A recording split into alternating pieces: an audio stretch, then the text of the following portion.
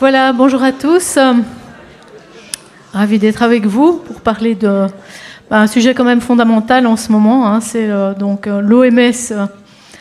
Peut-on éviter un nouvel ordre mondial par l'agenda de la santé, la sécurité sanitaire?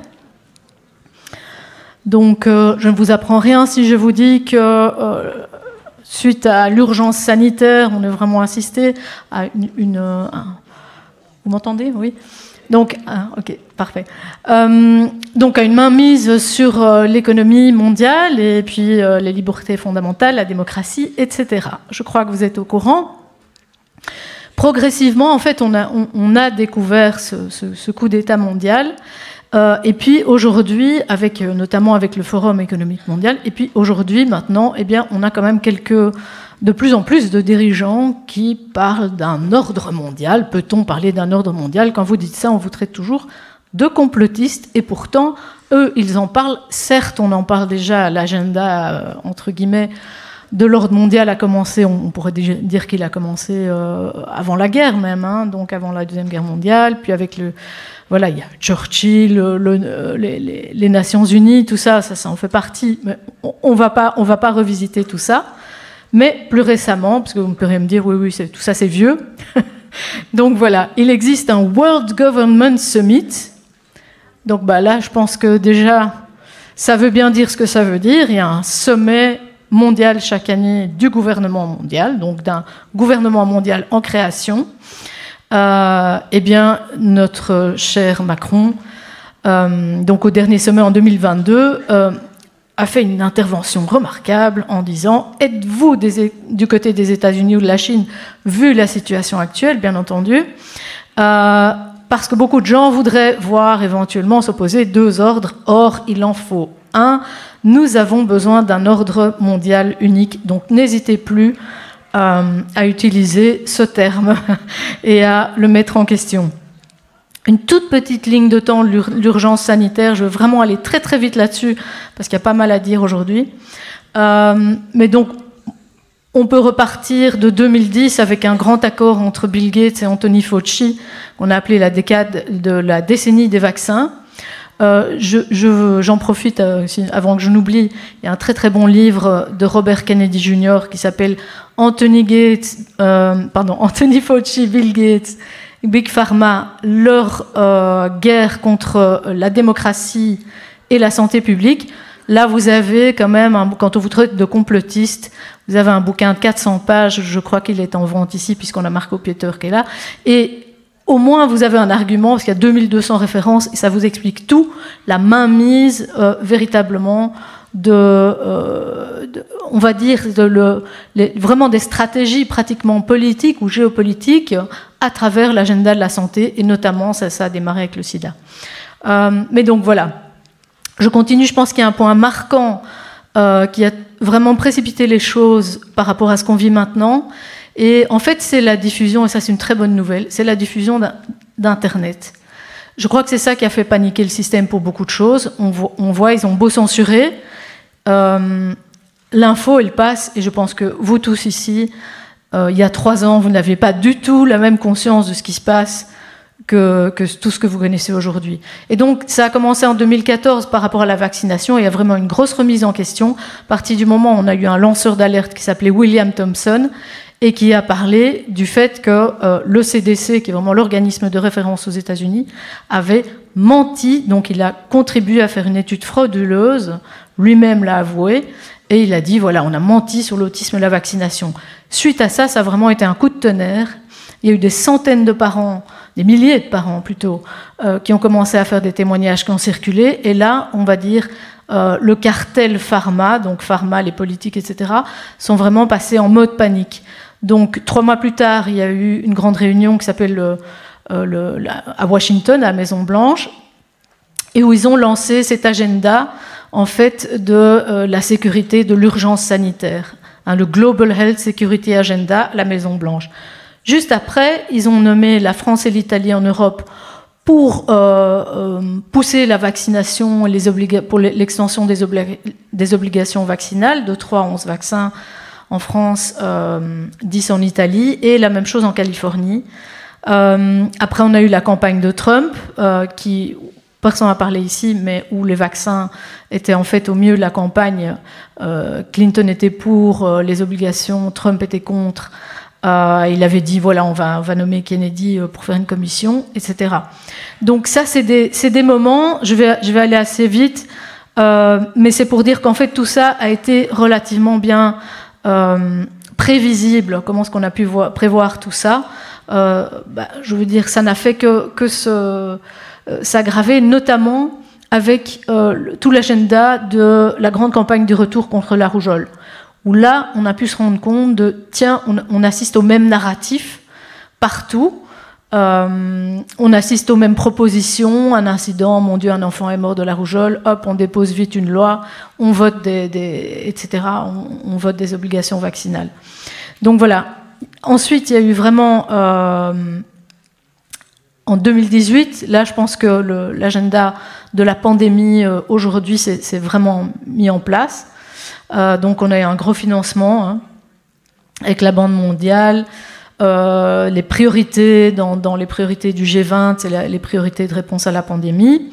En 2019, très important, un accord entre le Forum économique mondial et l'ONU sur l'agenda 2030. Et l'agenda 2030, bien entendu, il comprend ce volet santé-vaccination. Mais qu'est-ce que ça veut dire? Ça veut dire que si le Forum économique mondial, qui représente, entre guillemets, les grosses boîtes les plus riches, est aussi, on va dire, main dans la main avec que l'ONU adopte l'agenda des plus riches, il y a comme un problème. On ne sait pas très bien qui représente finalement les représentants des États. 2019, un mois plus tard, la réunion à Jackson Hole de BlackRock qui présente, donc c'est la réunion annuelle des banques centrales, BlackRock présente le reset financier qui sera déjà mis en place tout de suite, mais qui aura vraiment un coup d'accélérateur le jour de la déclaration de la pandémie. 6 mois plus tard. Et puis évidemment en octobre, on a l'event 2001, tout ça vous connaissez. Très important, donc tout le volet de la Banque centrale européenne, les pandemic bonds, etc. Donc, comment avons-nous vu nous-mêmes assister à ce dévoilement global d'un agenda mondial? Comme je l'ai dit tout à l'heure, on a vu les narratifs déjà qui se préparaient un peu partout avec la rougeole, même si ce n'était pas encore clair pour tout le monde. Moi, ça m'a permis quand même de publier après, début de 2019, déjà un gros dossier sur le plan mondial de la vaccination, ceux qui l'ont appelé la prophétie Nexus après, mais qui en fait était tout à fait prévisible. Voilà, si on observait un petit peu tout ce dont je viens de vous parler. Et puis 2020 avril, donc le acte accélérateur. Vraiment, ça c'est un instrument très important qui leur a permis de commencer à tout légiférer en procédure d'urgence, plus voter des budgets gigantesques au nom de l'Union européenne. Donc, on a eu après, je dirais, le cœur des guignols, comme je l'appelle. Donc, mois de mai, on a commencé à voir tout le monde répéter la même chose, aplatir la courbe, tous ensemble, Build Back Better, etc.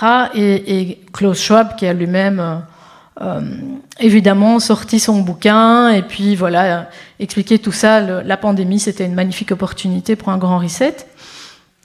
Et puis, on a eu la chance d'avoir Kennedy qui est venu à Berlin et pour dénoncer le coup d'État mondial devant 2 millions de personnes. Donc là, on a commencé à pouvoir mettre aussi les autres pièces de l'agenda ensemble, les CBDC, donc la monnaie entre guillemets numérique, ID 2020, donc toute la concentration sur les cartes d'identité avec l'espèce de portefeuille de certificats numériques, le contrôle social, contrôle Internet, etc. On sait qu'aujourd'hui, ça va encore beaucoup plus loin. Donc voilà, une petite image de rappel pour ceux qui y étaient.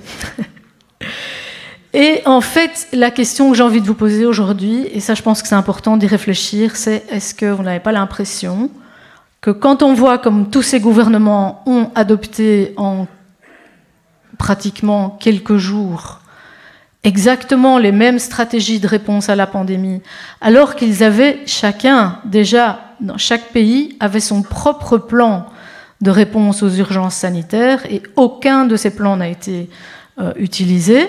On a eu finalement les recommandations du WEF et de l'OMS, le Forum économique mondial, pardon, et de l'OMS. Et en fait, ça nous prouve que le gouvernement mondial, il est déjà là d'une certaine manière. Vanguard et BlackRock détiennent tout.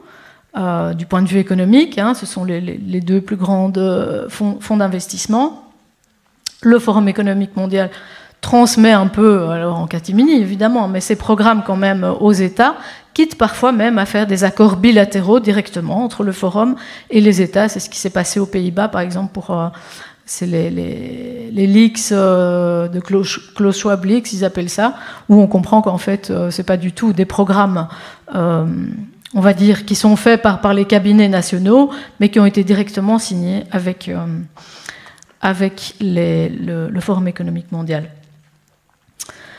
Donc maintenant, en fait, cette histoire de tout ça pour arriver au point, on se dit, ok, maintenant, il y a vraiment une tentative d'officialisation, c'est-à-dire de vouloir se montrer au grand jour, avoir une sorte de dictature au grand jour, et non plus une dictature cachée, on va dire.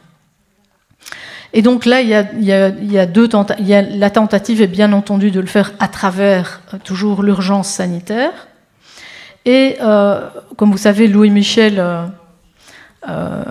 président du Conseil de l'Europe, a dit en 2020, voilà, il faut un grand traité international de lutte contre les pandémies. N'oublions pas Louis Michel, ancien bourgmestre de la ville de Wavre en Belgique, avec le plus grande usine à vaccins du monde.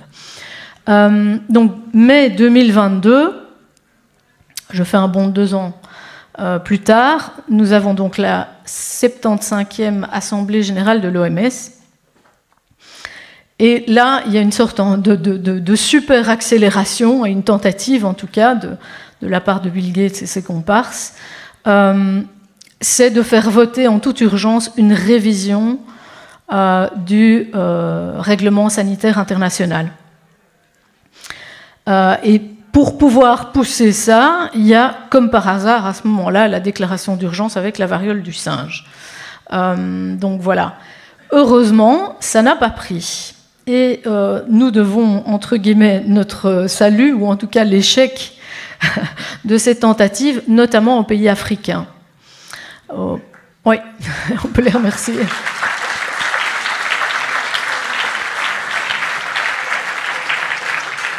Les pays africains, le Brésil, l'Inde, même si c'est l'Inde est un peu entre deux comme ça. Et donc, suite à ça, il y a eu une déclaration de ce qu'on appelle maintenant l'International Negotiating Body, ceux qui devront après, ça c'est plus dans le cadre du futur traité de pandémie, mais ils ont dit, ah bon, mais si c'est comme ça, si on ne sait pas réviser tout de suite, de toute façon, on va continuer à travailler à cette révision du traité sanitaire international. Et on a bien compris que pour le traité pandémie, etc., il faut promouvoir une approche de l'ensemble de la société, faites bien attention à ça, et de l'ensemble du gouvernement, et respecter la souveraineté des pays. Donc c'est vraiment ce que on n'a pas parlé dans la presse, mais dans la presse, moi j'ai regardé en presse en Afrique, c'est vraiment ça qu'ils ont dit, c'est tiens, on a essayé de nous arnaquer ici, de venir. C'est une atteinte à la souveraineté de nos États et il n'en est pas question. Donc voilà, comme quoi il y a parfois des bonnes nouvelles et il y en a même plusieurs aujourd'hui. Alors ce que je voudrais quand même, on va aller plus en détail là maintenant sur les instruments, on va dire, des tentatives de coup d'État par l'OMS. Et en fait, il y en a 2. C'est ça qu'il faut bien comprendre, c'est pour ça que j'ai mis en orange et en vert. Il y a le premier, en orange, c'est la modification du règlement sanitaire international. Donc ça, c'est ce qu'ils ont essayé de faire passer à toute vitesse au mois de mai. Et c'est donc un instrument qui existe déjà. Et cette révision a été lancée, comme par hasard, en 2018. Donc l'idée, c'était qu'ils arrivent à la faire en 5 ans. Donc là, ça aurait été très simple. Il suffisait de dire, oui, on est d'accord pour changer les amendements. Il y a un groupe de travail, et puis on votera tout ça lors d'une assemblée mondiale de la santé au mois de mai. Et ça va passer. C'est déjà un instrument existant. Tandis que l'autre, ce dont parlait Louis Michel, et bien sûr après lui, Tedros, l'ONU et compagnie, c'est vraiment l'élaboration d'un instrument international tout à fait neuf pour répondre aux urgences sanitaires. Et là, où en sommes-nous ? Eh bien, écoutez, donc là, je vous ai mis, et vous aurez tous les, je distribuerai les PowerPoint, donc vous pourrez aller cliquer éventuellement sur les liens pour avoir les textes. Et donc, en fait, le premier, vous avez là, en orange, donc le règlement sanitaire. Il y a un groupe de travail, voilà, il est élaboré par un groupe de travail qui a déjà reçu toute une série d'amendements proposés par les différents pays. Et c'est justement là, très très prochainement, ils ont une session, donc 27 février. Donc il y aurait peut-être un vote surprise en mai, on n'en sait rien. Parce que tout ça est très mystérieux. Donc ces gens, ce sont des membres qui sont confidentiels, on ne sait pas grand-chose de ce qui se passe. On vient d'avoir des nouvelles et elles sont bonnes. Je vais vous en parler dans une minute. Et puis à côté, donc, il y a ce que j'ai appelé le traité donc, WOMS, hein, WHOCA+, parce qu'ils n'arrivent déjà plus à se mettre d'accord, savoir si ça va être un traité, une convention, des accords. Donc voilà, on voit quand même que ça ne va pas aussi vite que ce qu'ils veulent, et on en est ravis. Et celui-là, donc, ça s'appelle le Zero Draft, ils ont quand même donc rédigé un premier texte par ceux qui sont entre guillemets occupés de travailler dessus, c'est le International Negotiating Body. Le International Negotiating Body, donc le groupe de négociation internationale pour ce traité pandémie. Donc voilà. Ils ne savent pas ce que ça va être un traité, une convention, un accord, etc. C'est beaucoup plus compliqué, évidemment, que de simplement adapter un règlement existant. Mais, bien entendu, ils souhaiteraient que ça inclue beaucoup de nouvelles thématiques, et aussi, et c'est là où je pense qu'il y a une différence fondamentale qu'on ne perçoit pas toujours, c'est que le premier instrument, donc le règlement sanitaire international, c'est vraiment un instrument qui est signé entre États. Les parties prenantes, ce sont les nations. Je suspecte, mais c'est pas clair, mais bon, que le, entre guillemets, convention ou traité pandémie, etc., soit quelque chose qui sont en train de virer vers, vous savez, ces fameux partenariats public-privé. C'est-à-dire que là, sont invités à la négociation, j'y suis plus loin, voilà, mais sont invités à la négociation des centaines en fait d'acteurs non étatiques. Donc bien sûr, il y a toutes les organisations onusiennes, le secteur pharma, l'universitaire, les laboratoires. Regardez, remarquez, c'est extraordinaire, Metabiota, pour ceux qui ont suivi tout ce qui était l'agenda des laboratoires, enfin des fraudes avec les virus de Wuhan, etc. Bon, c'est eux qui trempent dedans. On a les philanthropes bien connus, hein, Rockefeller, Soros, Clinton, Lagacan, etc. Le Vatican, l'Ordre de Malte. Très important, par exemple, quelque chose comme le secteur des transports. C'est-à-dire que moi, je me dis, si à un moment, les États ne vont peut-être pas tous prendre parti à un traité, entre guillemets, contraignant, mais qu'à côté de ça, l'IATA qui dirige les transports dit oui, non, mais surtout tout notre réseau, etc. Nous, on va faire les certificats sanitaires et compagnie. Ça risque d'être problématique quand même. Donc je pense qu'il ne faut pas crier victoire trop vite si tout ne prend pas au niveau des États. Il faut se méfier de ce coup-là. Mais c'est quand même, il se passe quand même des bonnes choses. Alors figurez-vous qu'il y a un texte qui est sorti hier. Et donc, ce que je vais vous montrer, je n'avais pas encore eu le temps de le mettre sur là, je viens seulement de le lire aujourd'hui. Donc, je n'ai pas encore eu le temps de le mettre sur mes slides, et donc je vous donnerai je transmettrai une version adaptée. Mais en tout cas, il est clair que dans le premier instrument, donc le règlement sanitaire international, la révision, en fait, on comprenait très clairement qu'il y avait une sorte de coup d'État. Donc, on voulait rendre les recommandations contraignantes, alors qu'elles ne l'étaient pas. il y avait quand même une suggestion qui, entre les lignes, proposait clairement d'adopter des passes sanitaires.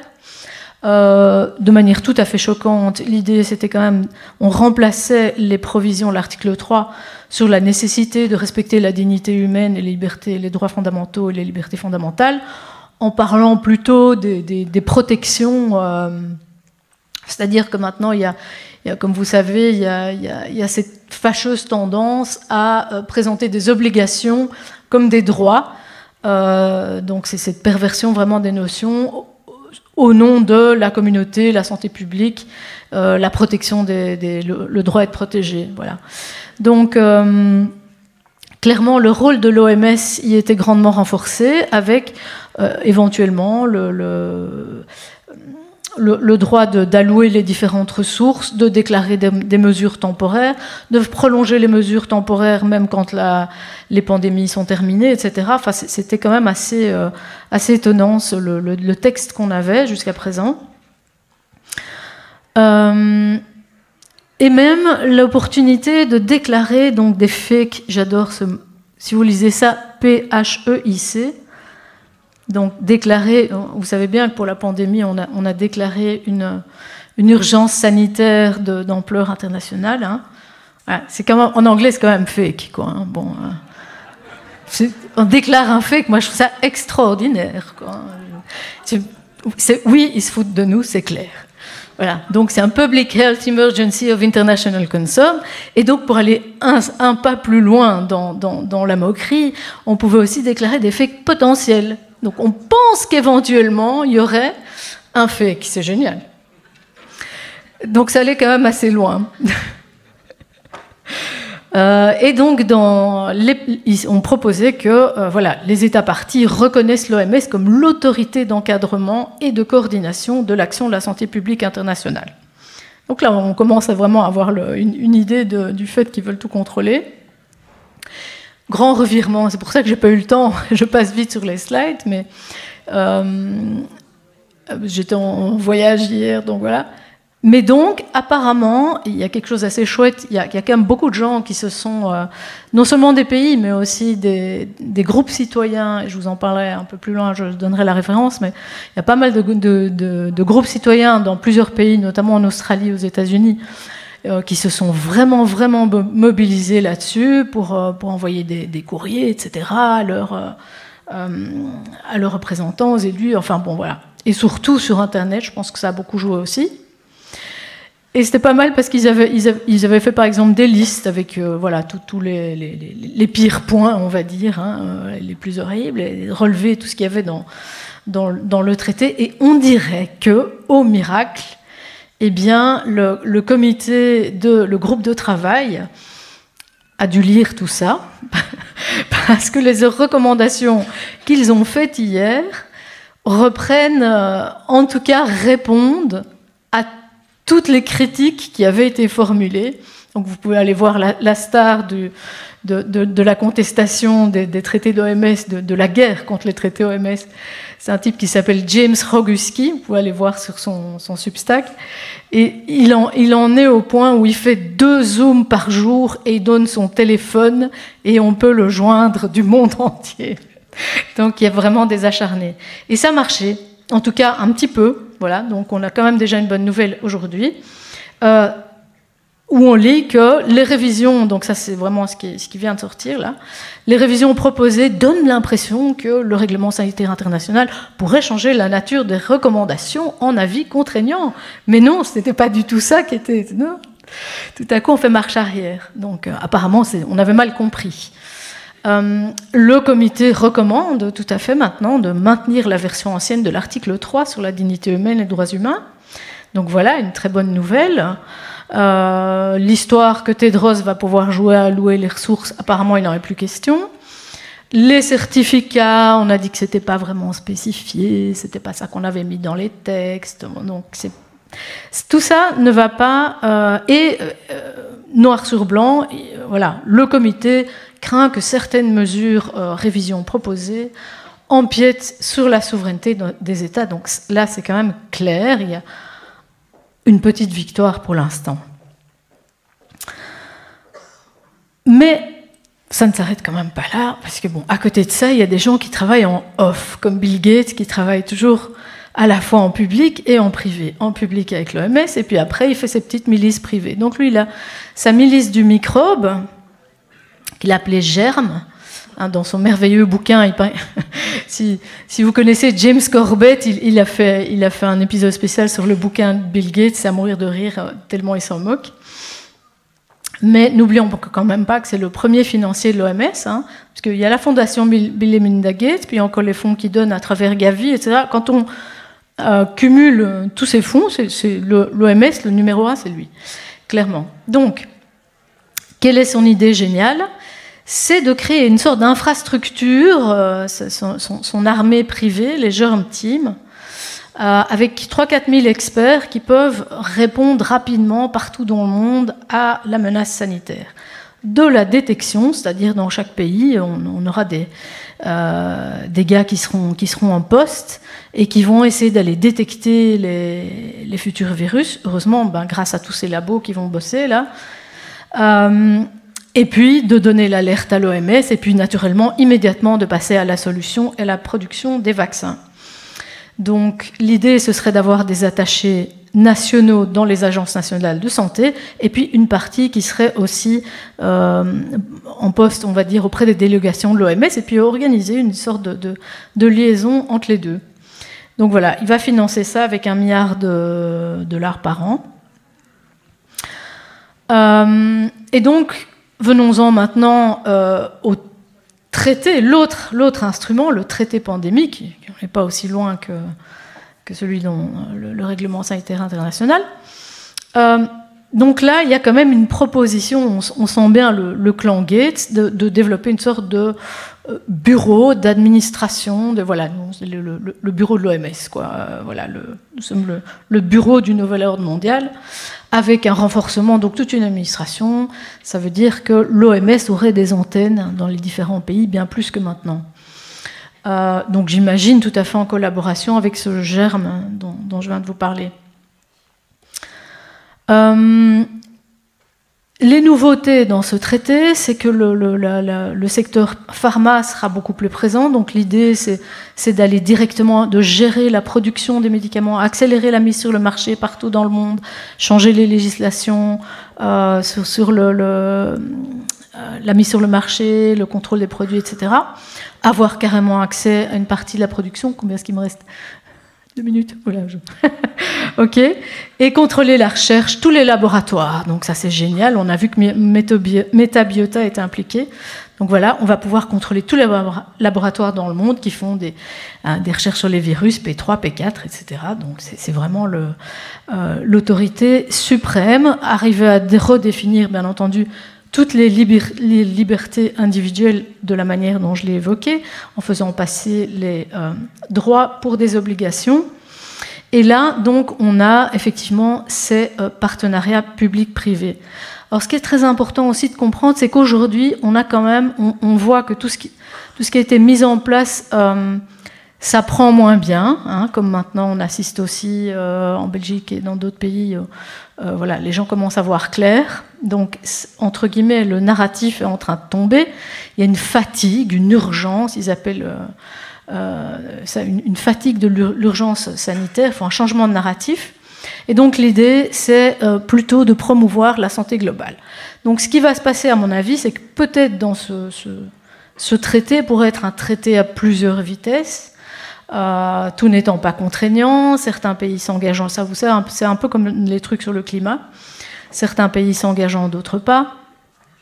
Et à mon avis, ils vont évidemment là-dedans essayer de fourguer toute l'urgence climatique, ce qu'ils appellent les infodémies, pour ne pas dire la censure, et maintenant le nouveau concept, je ne sais pas si ça va prendre ou pas, mais de syndémie, c'est-à-dire qu'en fait on mesure différents paramètres, avec toutes les données, de l'intelligence artificielle, etc., qui va tout à coup prévoir que, aïe, au secours, alerte en fonction de le climat, j'en sais rien, la météo, la famine, enfin voilà. Finalement, ça n'a plus d'importance. les paramètres qui sont pris en compte. Et pour ça, il faut aller voir, c'est quand même très intéressant d'aller se renseigner sur l'agenda global de la santé sur le Forum économique mondial. Vous pouvez aller cliquer là et vous verrez qu'en fait, il y a énormément de domaines qui tombent entre guillemets sous la santé, quoi. La santé globale, c'est en fait n'importe quoi peut être la santé globale. Donc voilà, c'est pour ça que je pense que pour le moment, il y a une petite victoire en ce moment par rapport à cette espèce d'agenda de centralisation accélérée de ce coup d'État mondial de l'OMS, on peut dire. Mais il faut quand même rester sur ses gardes. Et moi, je pense que même si on n'a pas cette espèce de gouvernement mondial centralisé, les mêmes objectifs vont quand même être poursuivis à travers un corpus de réglementation internationale avec tous ces partenariats publics-privés. Donc, comme ils disent, le diable est dans les détails. Et n'oublions pas que Yuval Harari, le fameux penseur du Forum économique mondial, nous met en garde, j'adore ça, il met les gens en garde contre une dictature numérique aux mains des mauvaises personnes. Et donc, la conclusion, c'est qu'il faut une dictature numérique aux mains des bonnes personnes. Voilà, c'est clair. Alors donc, voilà, les actions, qu'est-ce qu'on peut faire? On peut continuer, je vous invite vraiment à aller sur le site de James Roguski si vous êtes... si vous êtes intéressé par cette question, et je pense qu'il faut continuer d'informer. Donc, continuer d'informer les politiques, les décideurs, le monde autour de vous. Tout le monde doit connaître ça. Et puis, peut-être qu'on aura la chance aussi de voir si d'autres dossiers vont pouvoir faire la différence. Il y a quand même les dossiers personnels sur Tedros, Gates, Fauci, etc. Bon, à un moment, est-ce qu'il y aura des incriminations de fraude, en tout cas, de crimes, bien plus que fraude. En tout cas, au moins, il faut qu'on fasse circuler l'information. Pas mal aussi, à mon avis, d'essayer d'attaquer les seconds couteaux. Hein, souvenez-vous, à Nuremberg, bon, c'est pas les grands pontes qu'on a pendus, mais par contre, les autres, oui. Voilà, prochainement, attaquer des sujets dont on parle quand même pas encore assez, c'est la qualité des vaccins. Je fais juste un gros dossier dans le prochain Néo Santé. Le coût global de la vaccination et de la préparation face au coût des soins efficaces, on ne l'a pas fait assez, vraiment. Le coût global, c'est gigantesque, il faut attaquer là-dessus. Voilà, dénoncer le lien entre pharma et les médias, on vient de le faire. Et puis les dossiers très très noirs, hein. Bon, l'interconnexion entre les mêmes personnes dans le même réseau, pharma, pédocriminalité, trafic, etc. Voilà, je vous invite à aller voir l'article que j'ai rédigé fin décembre sur cette dictature mondiale par les deux instruments de l'OMS, là, et à vous inscrire sur ma lettre. Je mettrai la présentation ici avec une mise à jour vu les dernières bonnes nouvelles. Voilà, je vous remercie.